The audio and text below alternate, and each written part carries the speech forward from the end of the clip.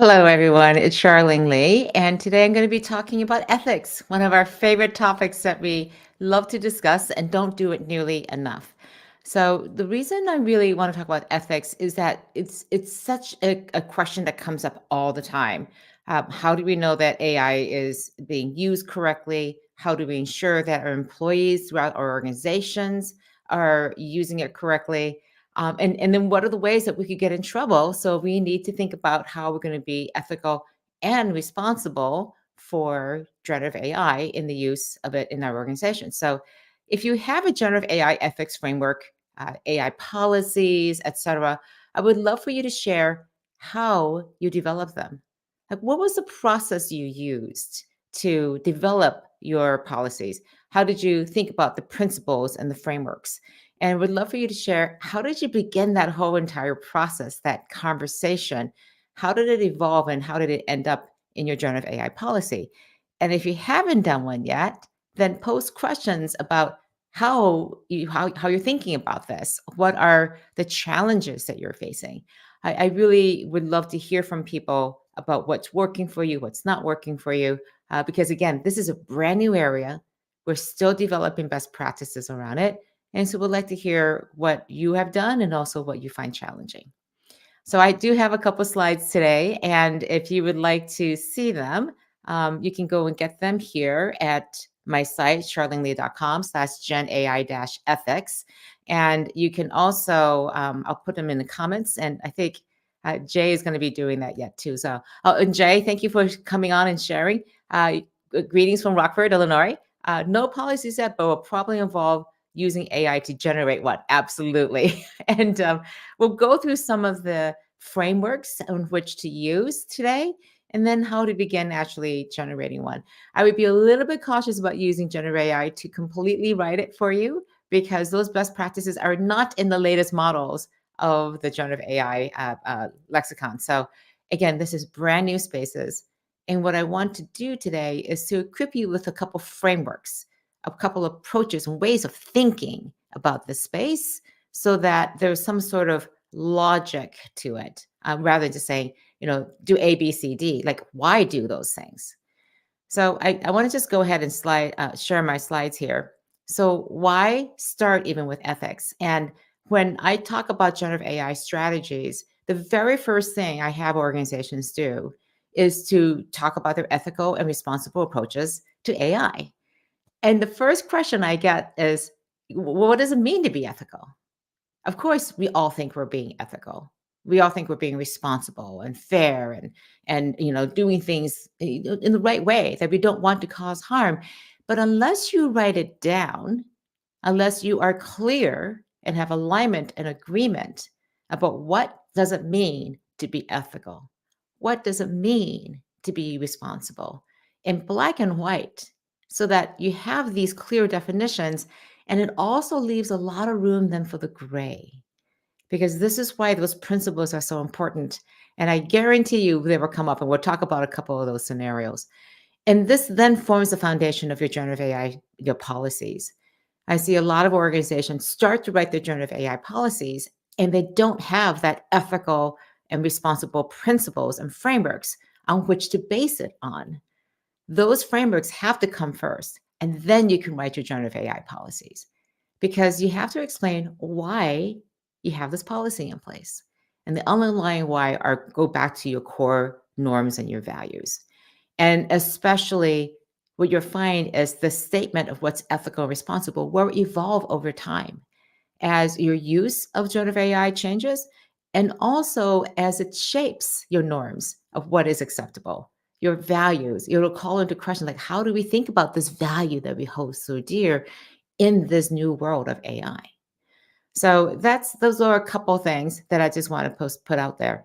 And I have this great comment from Jay. I'll just put this here, that ethics and ethos exist in the stratosphere beyond laws and practices. And that's a really good thing to remember, because a key question I get asked all the time is, well, how do you develop this if the laws and the regulations keep changing? Well, those laws and regulations are based, again, on a widespread societal understanding of ethics and responsibility.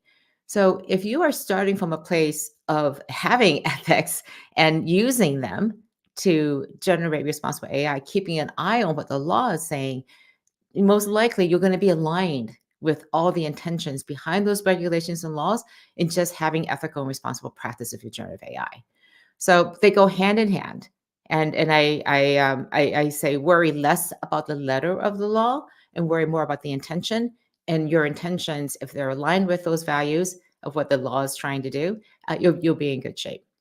So let me get on to just talk a little bit more about some areas to consider. So, and again, I would love for you to share just whatever it is that you're doing when it comes to generative AI. So I'm going to hide that for now because it's blocking out part of my slides here. So some areas to consider, and this is collected from a lot of various best practices. And these are areas to consider that you want to put into your frameworks. And so I'll have this one and then some other ones too as well after this. So non-malfeasance, basically don't do harm, don't do bad things. But what does that look like? What are the places where AI could potentially do this? You want to be able to explain what AI does to the extent that we even know what it does, and also to explain the output. How did it come to this? This means like saying these are the prompts that we use, and this is the output. Tracking your prompts. I've said over and over again that prompts are IP. And so knowing what prompts you use, what works, what doesn't, having transparency of what data you're using to generate the results, being able to explain how you got to the things to the extent, again, that we know how to explain anything about how generative AI works. Responsibility, accountability. When things go wrong, who do we look to? It's not so much, it's partly blaming, but who are we going to hold responsible for things going wrong? Who are we going to identify? Are we going to raise our hands, a very specific person? Are we going to take ownership of things? Are we going to have accountability? What happens when something goes on? What's the process that we will use to resolve this and to ensure that it doesn't happen again, but also to ensure that the people who are impacted by it are addressed and their needs and concerns are met? Protect human rights. I put this into a broad category because it comes up around data. It also comes up to autonomy, for example, with employees. What rights do they have to be able to make a living, to be able to earn a living wage? To what extent do they have determination of the work that they actually do? So human rights are also things like access. And if we talk about fairness, especially about the equitable and fairness of things, how inclusive is it? How just is AI going to be? Is it going to not have biases? Which we know that every AI model has biases. So to what extent are we defining even what fairness means? And there is not a universal standard and definition for fairness. So what does fairness mean inside of your organization? A couple other things, and then I'll go back and see a couple comments I see. A couple other considerations is it's just how safe are you going to be with this? How secure is your AI going to be? What steps have you taken from cybersecurity, for example, or access to data? Have you made sure that it is all secure and being again very robust in your security measures? There are also some significant considerations in terms of the governability. That means, can you actually control AI with human oversight and controls? And then finally, what are the implications for your workforce? How is it going to change the relationship and the ethics and the responsibility of understanding that, planning for that, and communicating what you know? So those are a couple of considerations I want to put out there first of all. And I think one of the key things to think about is how are you going to pull all this together? Because if those are the big areas, I will now want to go into just how do you actually start creating it. So I have this ethical framework development, a couple steps to think about. So the first one is aligning against your existing visions and the values that you have, the strategy that you have in place, because and your even your existing policies. Those are all fantastic starting points. For example, what do your vision and values tell you? What do your existing policies, for example, your data use policies, your non-discrimination policies? So you can literally reference these in your principles and frameworks and also in your policies. Refer back, like this is no different than what we've always done before. Now we're specifically applying it to our use of generative AI. So look to these things that are not going to change because these are foundational. So even though your frameworks may change, your ethical principles may change, These things do not change, and they can always go back to you can always go back to them. It's astounding to me in my work with companies is when I ask them, like, what are your values? How do your values inform you? And then when they look at their values, it's very clear they're not completely aligned on what those values mean. And I find that the organizations that are really aligned on your values and their vision, on their strategy, talk about these things all the time. And they practice, and I call it they live their values by using their values and applying them to everyday decisions. They say, here's a decision. What do our values inform us about to make this decision? And so whenever there's a tough decision, they keep going back to their values. This is not a practice that most firms have. So when I say use your values to define your ethical, responsible frameworks, people are literally digging it out from their files or looking at the wall and saying, well, what are our values again? And so this is a great opportunity to align on those values and make sure you're starting to use them on a regular basis, because this idea of practice is so key, that if you practice thinking ethically and acting responsibly, again, from a place of values and principles, it is going to come into play every single day that you use generative AI. And I'll talk a little bit about how that works. All right, just checking to make sure. Okay, we're good for now. Let's go on, and I'll just give one example. I was talking to a group in HP, and they were explaining to me what their generative AI process looked like.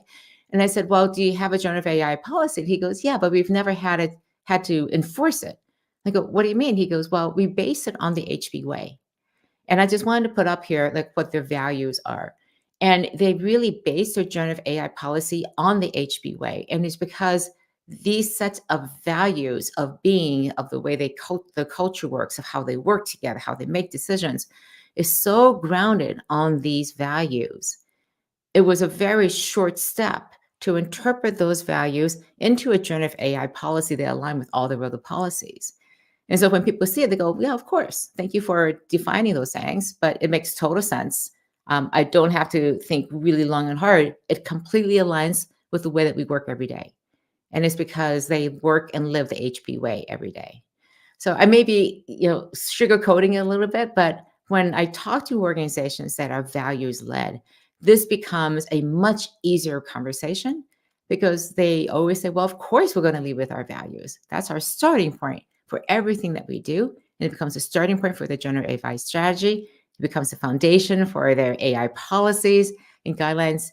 Again, it is a fantastic place to operate. So if you don't already focus on your values, on that mission, the vision, on your core business strategy, and it's not talked about all the time, this is a great time and place to really start that practice.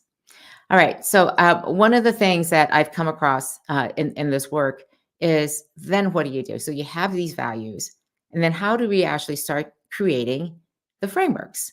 Well, an interesting approach that I've seen, and I really like this approach, is that you start with your stakeholders. Instead of starting with a blank slate, you go back to your stakeholders, your customers, your employees, your shareholders, the various departments inside your organization, the leaders, and say, what are your interests in generative AI? What are your concerns? What are the issues that keep coming up? And you will hear so much, because it's very well known what generative AI does. There are concerns about how people are using it. People are already using it. So hear from all your various stakeholders and understand from them, what are their needs? What are their issues? What are their concerns? It becomes so important to go and really dig down deep into all of these different groups, because they are going to be the ones who are impacted by generative AI. So how will they want to see ethics and responsibility play out in the use of generative AI in your organization?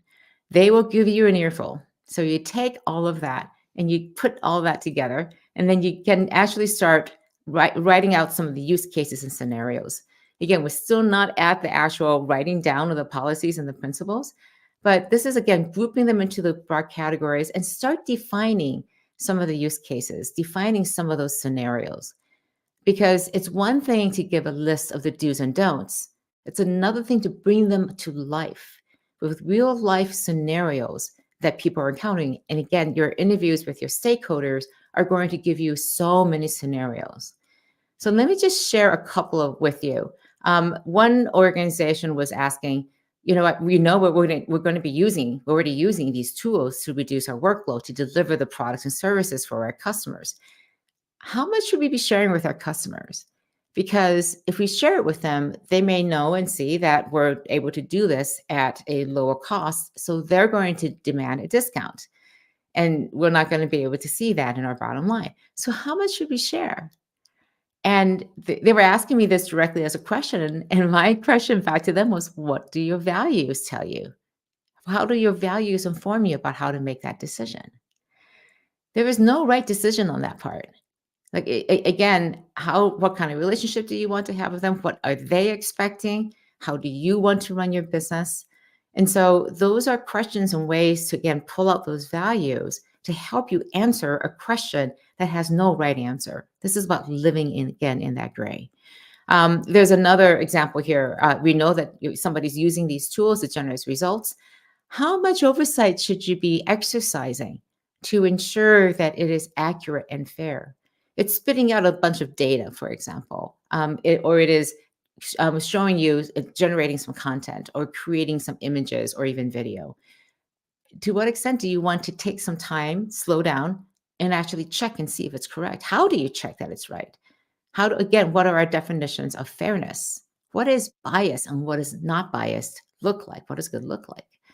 And if you haven't defined that, then you won't be able to answer that question. And then finally, another example, you're an employee and a friend's told you about generative AI.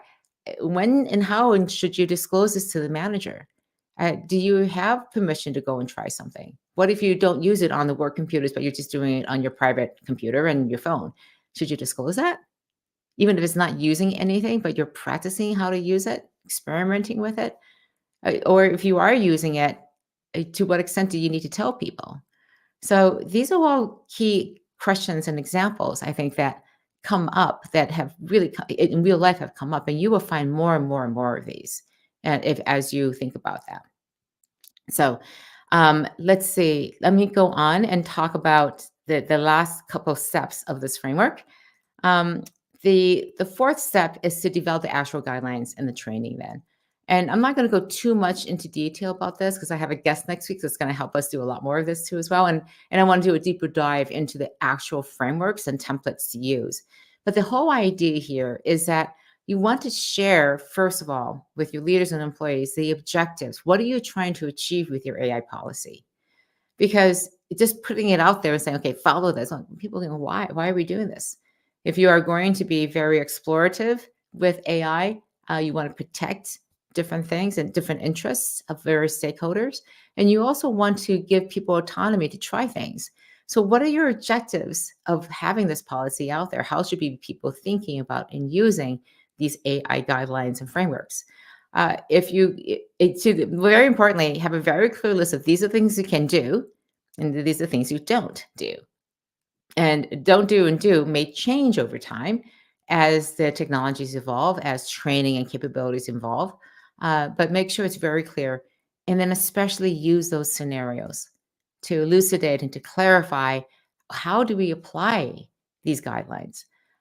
For example, don't create misleading biased content, protect the rights of individuals. What do those things mean?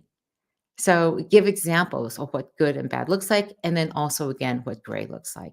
It is the best form of training when you're talking about something that's not clear, it's still being developed, and you can't identify every single use case. So these principles and guidelines are such an important thing to do. And I believe scenarios are a great way to actually train people on how to use these guidelines to solve the problems that they have. And then provide really detailed governance and oversight. What happens if something goes wrong? Who's going to be responsible? Who do you report to? What kind of consequences could there be if these guidelines aren't followed, both for the stakeholders but also for the employee? So those are some starting points to think about. But I think there's also something very important I alluded to, and that is these frameworks are not set in stone. And one of the biggest challenges I'm hearing from companies is they want to get it right. And getting it right doesn't mean that it's never going to be revised. So, my strongest recommendation is that you schedule these regular updates. Get out a policy that serves your needs today. Don't worry about how it's going to be used 3 months, 6 months from now, but put into your oversight of these guidelines regular updates. You're going back and checking again with the stakeholders. How are these guidelines working for you? Do they help you address your interests and your concerns? Is it doing what we hope that it would do, meet its objectives? And then go back and align this against all the latest AI developments because things change so quickly. The tools and capabilities are constantly changing. So, how are ways that you can evolve and change and morph your AI guidelines? And then update the policies and training as needed. Now, this can be really nerve wracking because you could have one policy that says, don't do these things. And then in 3 months, you could have another policy that says, you know, that thing we said not to do, it's okay to do that now. And it can be sometimes very confusing for people. But if you set the expectations from the very beginning that these are policies, they are written down, but they are written down in pencil and reserve the right. We reserve the right to have to be able to change them, to update them, to meet the needs of our stakeholders. And again, if you're clear on the objectives, if you're clear on the principles, the underlying principles that again just do not change, and the minutia, the do's and don'ts, the details behind that can evolve based on your understanding of how these things can be used, your understanding of the capabilities and the skill levels of the organization and people in it as they receive training, and then also just overall comfort levels with defining more of the black and white, reducing the gray. So that will, by its nature, require that you update your policies. Because we just learned a lot more. This area that we thought was gray is clearly black. This area that we thought was gray is clearly white. We're going to define those even more carefully. And things that we thought were white could be black, black, and white. So these are absolutely up for discussion. As we have found, the way that we understand how values and ethics are applied to generative AI can evolve over time. And so give yourself that space, give yourself the permission to be able to evolve your policies over time.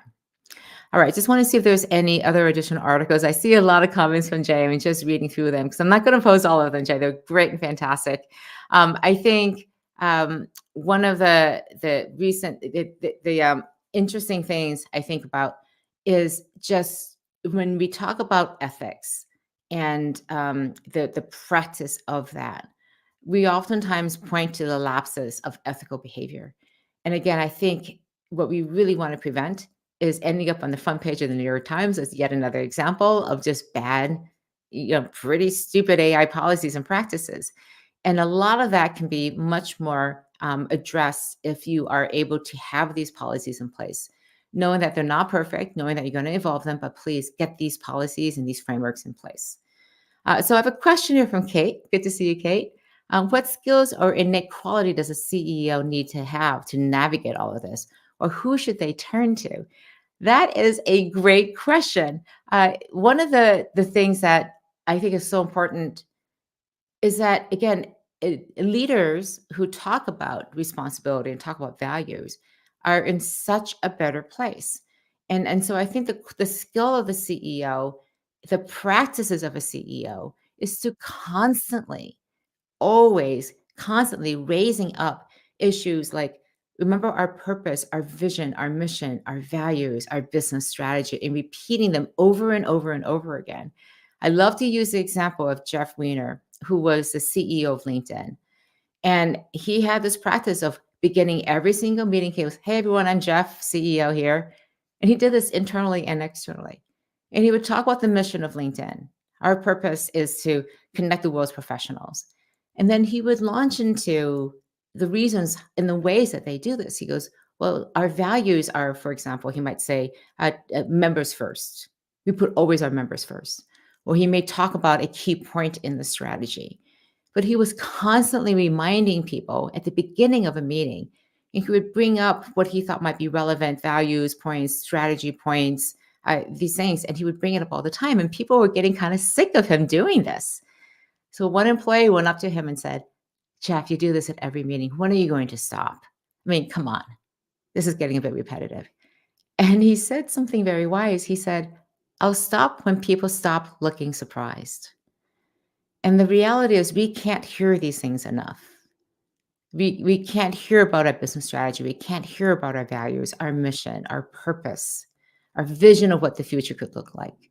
And when it comes to generative AI, it's the responsibility, I believe, of the CEO to paint that vision and how it aligns with what we're trying to do as an organization, to bring context and alignment around what we're trying to achieve as an organization. So it is one of the skills I've really encouraged CEOs when I'm coaching them to. You may feel like a broken record, but be the broken record, because no one else is going to do this. And I find the biggest challenge right now with CEOs is that they don't think it's their job to talk about generative AI. They think it's the CIO's job or somebody else's job. And they're not embracing necessarily the hugely transformational impact that generative AI was going to have, and not showing up as that leader. So, Kate, to your question, how what are the skills or innate qualities a CEO have? I think there's this ability to see the transformational aspects of things, and always aligning people to what those transformational visions and changes they're going to have. The bigger the change and the vision that the CEO has for the organization, the more they have to communicate this. I like to do this test. I would walk into an organization and I ask them, I want some time to just walk around and talk to your people.